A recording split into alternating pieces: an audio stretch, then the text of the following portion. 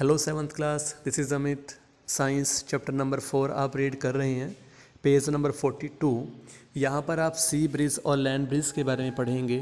सी bridge के अंदर क्या होगा, ड्यूरिंग द डे टाइम जो धरती के ऊपर हवा है वो जल्दी गर्म होने के कारण ऊपर चली जाती है। उसके बाद तो समुंदर से जो हवा है वो धरती की तरफ आती है, क्योंकि जो धरती पर हवा थी वो गर्म होने के बाद अब ऊपर की ओर चली गई, राइजेज अप। और इस जगह को पूरा करने के लिए समुंदर से हवा धरती की ओर आती है, इसे हम सी ब्रिज बोलते हैं। और जो हवा ऊपर गई थी वो उस साइकिल को पूरा करने के लिए समुंदर की ओर, तो इसे हम बोलते हैं सी ब्रिज। उसके बाद to receive the cooler sea breeze the window of the houses in coastal areas are made to face the sea. Coastal areas के अंदर ऐसा बनाया जाता है ताकि वो इस चीज़ को फेस कर सकें। At night it is exactly the reverse, और रात के समय ये बिल्कुल उल्टा हो जाता है, इसे हम लैंड ब्रिज बोलते हैं। इस दौरान क्या होगा, the water cools down more slowly than the land. जो पानी जो है वो लेट मतलब देरी से ठंडा होता है। So the cool air from the land move toward the sea, और इस समय क्या होगा, धरती से जो ठंडी हवा है वो समुंदर की ओर चलती है, इसे हम लैंड ब्रिज बोलते हैं। तो when we come out in the sun we feel warm, जब हम धूप में जाते हैं तो हमें गर्मी लगती है। How does the heat from the sun reach us, सूर्य की किरणें हमारे तक कैसे पहुंचती हैं। It can not reach us by conduction और कन्वेक्शन। जो मेथड आप अभी पहले पढ़ रहे थे हीट ट्रांसफ़र के, उनमें आपको बताया गया था कि 3 मेथड होते हैं हमारे हीट ट्रांसफ़र के, कंडक्शन, कन्वेक्शन और radiation.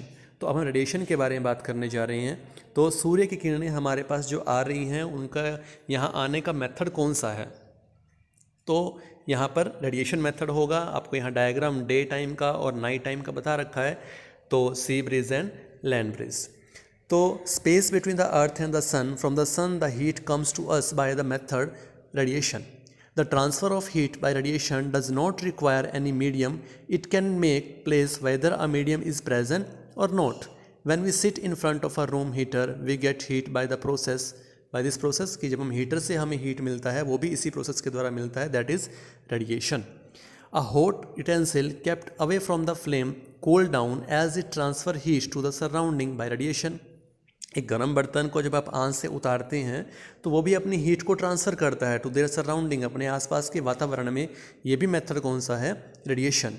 Our body to give heat to the surrounding and receive heat from it by radiation.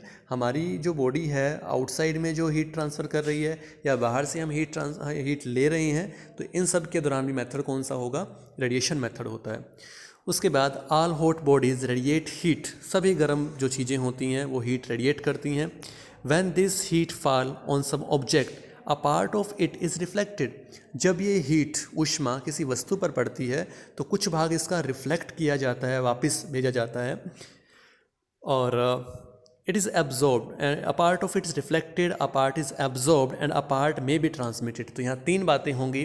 देखो, जब किसी वस्तु की हीट किसी वस्तु पर पड़ेगी तो 3 बातें होंगी। कौन कौन सी, कि इस हीट को या तो ट्रांसमिट किया जाए मतलब आगे भेज दिया जाए, या इसे रिफ्लेक्ट किया जाए कि वापस भेज दें, या तो इस हीट को आगे ट्रांसफ़र कर दिया या इसे वापस भेज दिया, या फिर उस ऑब्जेक्ट ने इसे एब्जॉर्ब कर लिया।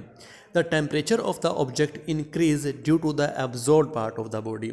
उस सामने वाली वस्तु का टेम्परेचर कब बढ़ेगा, जब वो वस्तु उस हीट को एब्जॉर्ब करेगी, ट्रांसफ़र कर देगी तो इतना टेम्परेचर नहीं बढ़ेगा, रिफ्लेक्ट कर दिया तो भी टेम्परेचर नहीं बढ़ेगा। उस वस्तु का टेम्परेचर कब बढ़ेगा, जब उसके ऊपर जो हीट पड़ी है उसने उस हीट को एब्जॉर्ब कर लिया। Why are you advised to use an umbrella when you go out in the sun, जब हम धूप में जाते हैं तो उसके लिए अगर हमें अम्ब्रेला यूज़ करना है तो ऐसा अम्ब्रेला हम क्यों यूज़ कर रहे हैं, वाई। तो इसका रीज़न भी क्या है कि वो हीट को क्या कर रहा है, एब्जॉर्ब कर रहा है। हम कह सकते हैं जैसे ब्लैक कलर का होता है वो क्या कर रहा है, हीट को एब्जॉर्ब कर लिया, तो उससे क्या होगा कि हम उसने छाया बन गई और वो छाया हमारे ऊपर आएगी। दूसरा, अगर वो रिफ्लेक्ट कर रहा है उसको वापस भेज रहा है, तो उसके वापस भेजने से भी हमें हीट कम हमारे तक पहुंचेगा। वैसे इसमें यहाँ मेन रीज़न क्या आएगा कि हमें छाया लेनी है उस अम्ब्रेला से, तो छाया लेने के लिए हम कैसा मटेरियल का अम्ब्रेला यूज़ करेंगे, ऐसा मटेरियल हम चूज़ करेंगे कि जो उस हीट को एब्जॉर्ब करे, ताकि उसके जितना वो एब्जॉर्ब करेगा उसकी छाया उतनी ज़्यादा बनेगी। 4.5 kind of clothes we wear in summer and winter, हमें किस प्रकार के कपड़े गर्मियों में और सर्दियों में पहनने चाहिए। You know that in summer we prefer light colour clothes and in winter we usually wear dark colour clothes, हम गर्मियों में हमेशा हल्के रंग के कपड़े पहनते हैं, कॉटन के कपड़े पहनते हैं, और सर्दियों में हमें डार्क कलर के कपड़े पहनने चाहिए। तो यहाँ तक आप रीड करेंगे, बाकी रिमेनिंग पोर्शन हम नेक्स्ट क्लास में करेंगे। Thank you.